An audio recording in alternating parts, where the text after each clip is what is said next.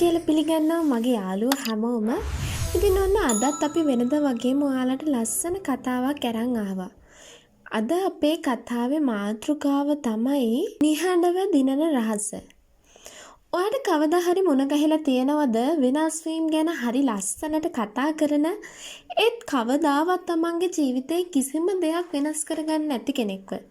ඇත්තරම අපි හැමෝම එහෙම අයව හඳුරනවා. එයාලා ලොකු හීන ගැන කතා කරනවා. අනාගතය සැලසුම් කරනවා.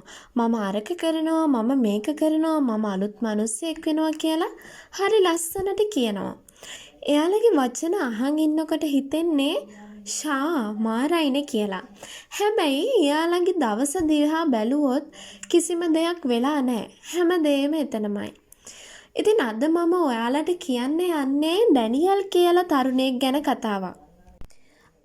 අඩියක් ඉස්සරහට තියන්න මහ ලොකු දේශනා ඕනේ නැහැ. ඕනේ කරන්නේ පුංචි පියවරක් විතරයි කියලා එයා තේරුම් ගත්තේ කොහොමද? අන්න ඒ ගැන තමයි අද කතාව. මේ වීඩියෝ එක ඉවර වෙනකල් රැඳිලා ඉන්න. මොකද ප්‍රසිද්ධියේ දෙන පොරොන්දු වලට වඩා නිහඬව කරන වැඩේ සද්ද වැඩියයි. කියන රහස අද ඔයාලට හොයාගන්න පුළුවන් වෙයි. ඔන්න එක පොඩි ගමක ඩැනියල් කියලා තරුණයෙක් හිටියා. මේ ගමේ හැමෝම එකිනෙකාව අඳුරනවා. ඩැනියල් කියන්නේ කට ඇරලා කතා කළොත් කාගෙත් අවධානය ගන්න පුළුවන් જાතියේ කෙනෙක්. එයාට තිබුණේ හරිම ආත්ම විශ්වාසයෙන් පිරුණු කටහඬක්. හවසට ගමේ කඩේ ළඟ හැමෝම කට්ටිය එකතු වුණාම ඩැනියල් එයාගේ අදහස් මුදා හරිනවා. එයා කියනවා මම කවදා හරි ලස්සන වත්තක් හදනවා. ඒක හැම જાතියෙම එළවලු මල් වවනවා කියලා. ඊට පස්සේ එයා කියනවා අර දොළපාර ළඟ තියෙන කැඩුණු පාලම තියෙනව නේද? මම කවදා හරි ඒක හදනවා කියලා. ඒ විතරක් නෙමෙයි. එයා පොරොන්දු වෙනම ගමේ පොඩි ළමයින්ට එකතු කරලා උගන්වන්න පන්තියක් පටන් ගන්නවා කියලා. ඉතින් ගමේ මිනිස්සුත් මේවා අහන් ඉන්න හරි ආසයි. ඩැනියල් කතා කරන්නේ හරියට චිත්‍රයක් අඳිනවා වගේ. මිනිස්සු hina වෙලා ඔළුව වනනවා. හැබැයි ප්‍රශ්නේ තියෙන්නේ මාස ගාණක් ගත වෙලා ගියා. අර කියපු වත්ත හැදුන්නේ නැහැ. අර පාලම තාමත් කැඩිලා. උගන්නන්න ළමයි එකතු කළෙත් නැහැ. ඔන්න දවසක් හවසක ඩැනියල් ගමේ හිටපු වයසක වඩු කාර්මිකයෙක් වුණ තෝමස්ගේ ගෙදර ඉස්සරහින් යනවා. තෝමස් බිම දන ගහගෙන ලී වැටක් හද හිටියේ. එයාගේ අතේ වැඩේ හෙමින්. හැබැයි නතර වෙන්නේ නැහැ. ඩැනියල් එතන නතර වෙලා බලාගෙන හිටියා. තෝමස්, ඇයි ඔයා මේ විදිහට වැට හදන්න මෙච්චර මහන්සි වෙන්නේ? මේක පාරට පේන්නෙත් නෑනේ හරියට. ඩැනියල් ඇහුවා. තෝමස් ඔළුව උස්සලා බැලුවෙවත් නෑ. එයා තව ලෑල්ලක් තියලා එන ගැහුවා. ඊට පස්සේ එයා මෙහෙම කිව්වා. මේ වැට කාටවත් පේන්න ඕනේ නෑ දරුවා. මේ වැටට ඕනේ කෙලින් හිට ගන්න විතරයි. ඩැනියල්ට පොඩ්ඩක් hina ගියා. මාත් කල්පනා කර හිටියේ වැඩපොලක් පටන් ගන්න. මගේ ඔළුවේ මාර ප්ලෑන් එකක් තියෙන්නේ. තෝමස් හෙමින් ඔළුව වැනුවා. කවද්ද පටන් ගන්නෙ? ළඟදිම මම මේ හරි වෙලාව එනකල් ඉන්නේ, ඩැනියල් කිව්වා. තෝමස් තව ලෑල්ලක් අතට ගත්තා. මම අහලා තියෙනවා ඔයා ගොඩක් දේවල් ගැන කතා කරනවා. අර වත්ත, කැඩුණු පාලම, ළමයින්ට උගන්වන එක. ඔයා කතා කරන ඒ වගේ දැන් මොකද්ද ඔයා කරන්නේ? ඩැනියල්ට පපුව හිර වුණා වගේ දැනුණා. එයා අමාරුවෙන් කිව්වා. මම මේ ටිකේ වෙන වැඩවලට හිර වෙලා හිටියේ. තෝමස් ආයෙත් තැනයක් ගැහුවා. ගහලා ඩැනියල් දිහා බැලුවා. ඔයා කාර්යබහුල කියවන එකේද නැත්නම් වැඩ කරන එකේද? ඒ ප්‍රශ්නේ හරියට අතුරු පහරක් වගේ ඩැනියල්ට වැදුනා. ඩැනියල්ට ඕනේ වුණා නිදහසට කරුණක් කියන්න. ඒත් වචන ආවේ නැහැ. එයා එතනින් යන්න ගියා. එදා රෑ ඩැනියල්ට නිින්ද යන්නේ නැහැ. තෝමස් අහපු ප්‍රශ්නේ යාගේ ඔළුව ඇතුලේ දෝංකාර දෙනවා. කියවන එකේද බිසි, වැඩ කරන එකේද බිසි? එයා යාගේ පොරොන්දු ගැන හිතුවා. මිනිස්සු එයා දිහා බලාපොරොත්තු සහගතව බලපු හැටි මතක් වුණා. එයාට තේරුණා තමුන් කරන්නේ ක්‍රියාව වෙනුවට වචන පාවිච්චි කරන එක කියලා. මොකද මොකක් හරි දෙයක් ගැන ලස්සනට කතා කළාම ඒක කලා වගේ පොඩි සතුටක් හිතට දැනෙනවා. හැබැයි ඇත්තටම එතන කිසිම වැඩක් කරලා නැහැ. පහුවදා උදේම ඩැනියල් නැගිට්ටා. එයා කාටවත් මොකුත් කියන්න ගියේ නැහැ. එයා කෙලින්ම ගියා අර කැඩුණු පාලම ළඟට. ඒක ලොකු පාලමක් නෙවෙයි. ලී සහ කඹ වලින් හදපු පුංචි ඒ දණ්ඩක් වගේ එකක්. හැබැයි ඒක දිරලා ගිහින්. ඩැනියෙල් පාලම හදන්න නම් දන්නේ නැහැ. හැබැයි එයා දැනන් හිටියා එයාට ඉගෙන ගන්න පුළුවන් කියලා. එයා ගෙදර ගිහින් පරණ ලී වගේක් හොයාගෙන ආවා. ඇවිල්ලා අර දිරපු ලී ගලවන්න පටන් ගත්තා. වැඩ හිතුවට වඩා අමාරුයි. ලී පතුරු ඇනුණා. කොන්ද රිදෙන්න ගත්තා. දෙපාරක් විතර එයාට හිතුණා වැඩේ අතාරින්න. ඒත් එයා නතර වුණේ නැහැ. එයා කාටවත් කිව්වෙත් නැහැ. එදා හවස් වෙනකොට එයාට අලුත් කරන්න පුළුවන් වුණේ ලී ලෑලි 3ක් විතරයි. ඒවා ලස්සන නැහැ. හැබැයි හයියයි. ඩැනියෙල් පහුවදත් ආවා. ඊට පස්සේ දවසෙත් ආවා. හැමදාම උදේ පැය 2ක් එයා පාලම හදනවා. සති 2ක් ගියා. දැන් ගමේ මිනිස්සුන්ට මේක පේනවා.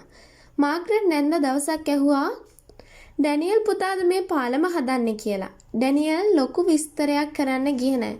ඔව් නැන්ද කියලා විතරක් කිව්වා. ටික දවසකින් පීටර් කියලා පොඩි කොළු කැටයක් ඇවිල්ලා මාමා මම මාමට උදව් කරන්නද කියලා ඇහුවා. ඩැනියෙල් මොකුත් නොකියාම ඇන වගේක් කොල්ල අතර දුන්නා. දෙන්නම කතා නැතුව වැඩ. ඊට පස්සේ දවසේ පීටර්ගේ තාත්තා ආවා. හොඳ ආයුධ ටිකක් අරගෙන. මාග්‍රට් නැන්දාගේ පුතා ආවා අලුත් ලී වගේක් අරගෙන. ඩැනියෙල් කාටවත් එන්න කිව්වේ නැහැ. මිනිස්සු ආවේ එතන ඇත්තටම වැඩක් කෙරෙනවා කියලා දැකපු නිසායි. සති 3කට පස්සේ පාලම හදලා ඉවරයි. ඒක මාලිගාවක් වගේ ලස්සන නෑ. ඇදයි. ලී පාට වෙනස්. හැබැයි ඒක ශක්තිමත්. දැන් මිනිස්සු ආයෙත් ඒක පාවිච්චි කරනවා. පොඩි ළමයි ඒක උඩින් දුවනවා. කවුරුත් ඩැනියෙල්ට ස්ටේජ් ගහලා තෑගි දුන්නේ නැහැ. හැබැයි මිනිස්සු එයා දිහා බලන විදිහ වෙනස් වුණා. ඒ ඇස්වල තිබ්බේ ගෞරවයක්. ඩැනියෙල් ආයෙ ගියා වඩු කාර්මික තෝමස්ව හම්බෙන්න. මම පාලම හැදුවා. ඩැනියෙල් කිව්වා. තෝමස් hina වුණා. මම දන්නවා. මම ඊයේ ඒකේ ගියා. ඒක එච්චර පර්ෆෙක්ට් නෑ හැබැයි ඩැනියෙල් පොඩ්ඩක් පසුතැවෙල්ලෙන් වගේ කිව්වා.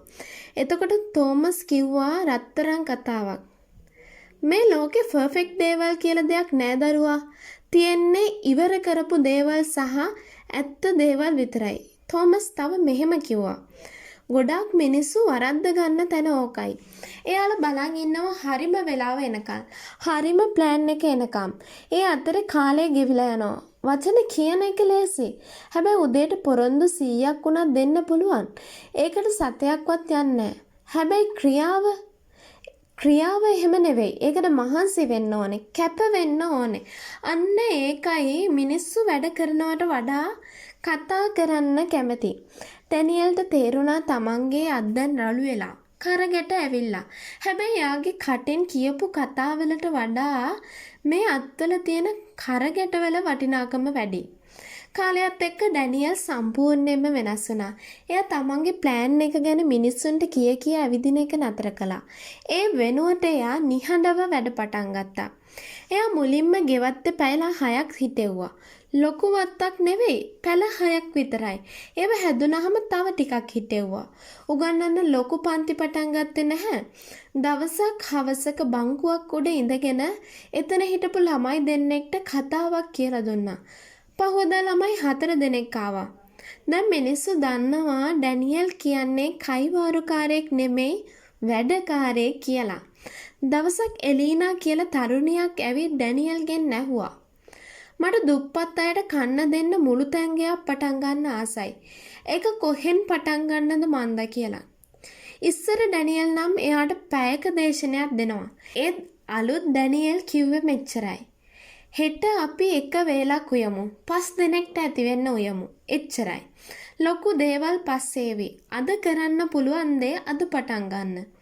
අවුරුදු ගානක් ගියාට පස්සේ ඩැනියෙල්ගේ 40 වෙනි උපන්දිනය දවසේ එයා ආයෙත් තෝමස් හම්බුණා. එයා තෝමස්ට ස්තුති කළා එදා අහපු ප්‍රශ්නට. තෝමස් එදා ඩැනියෙල්ට කිව්වා ලෝකෙට ඕන නෑ සාර්ථකත්වය ගැන ලස්සනට විස්තර කරන මිනිස්සු. ලෝකෙට ඕනේ උදේ නැගිටලා ඒ සාර්ථකත්වය ගොඩනගන මිනිස්සු. දැන් මේ කතාව අහන් ඉන්න ඔයාට මට කියන්න තියෙන මෙච්චරයි. සමහර විට ඔයත් ඇති ඔයාගේ ජීවිතයේ යම් යම් දේවල් ලොකු හීනමවාගෙන පොතක් ලියන්න, අලුත් දෙයක් ඉගෙන ගන්න, බිස්නස් එකක් පටන් ගන්න, ජිම් යන්න. ඔයා මේ ගැන යාළුවෝ එක්ක ඕන තරම් කතා කරලත් ඇති. හැබැයි මතක තියාගන්න. ක්‍රියාවක් නැති වචන කියන්නේ නිකන් සද්දයක් විතරයි. ඔයා හෙට කරනවා කියන ලොකු සැලැස්මකට වඩා අද කරන පුංචිම වැඩේ හරි වටිනවා. ඔයා කාටවත් අනම් කියන්න ඕනේ නැහැ. පර්ෆෙක්ට් වෙනකල් බලන් ඉන්න ඕනෙත් නැහැ. නිකම් පටන් ගන්න. සම්පූර්ණ ප්‍රොජෙක්ට් එකම නෙවෙයි. ඔයාගේ පාලමේ එක ලෑල්ලක් අද ගහන්න. වත්තේ එක පැලයක් හිටවන්න. පොතේ එක පිටුවක් ලියන්න. ඔයාගේ කටින් කියනවට වඩා ඔයාගේ වැඩවලින් මිනිස්සුන්ට පේන්න ඉඩ හරින්න. කවුරුත් බලන් නැති වෙලාවට නිහඬව තමන්ගේ ජීවිතය ගොඩනගා ගන්න. මොකද ඇත්තම වෙනස තියෙන්නේ අන්ට එතන. මේ කතාව අහලා ඔයාගේ ජීවිතේ වෙනස් වෙන්නේ නැහැ යාළුවනේ. මේ වීඩියෝ එක ඉවර වුණ ගමන් ඔයා මෙච්චර කල් කරනවා කිය හිටපු දේවල් වලින් එක පුංචිම දෙයක් හරි පටන් ගත්තොත් විතරයි ඔයාගේ ජීවිතේ වෙනස් වෙන්නේ. එහෙනම් එතනින් පටන් ගන්න. දැම්ම පටන් ගන්න. පුංචියට පටන් ගන්න. ඔබ සැමට ජය වේවා.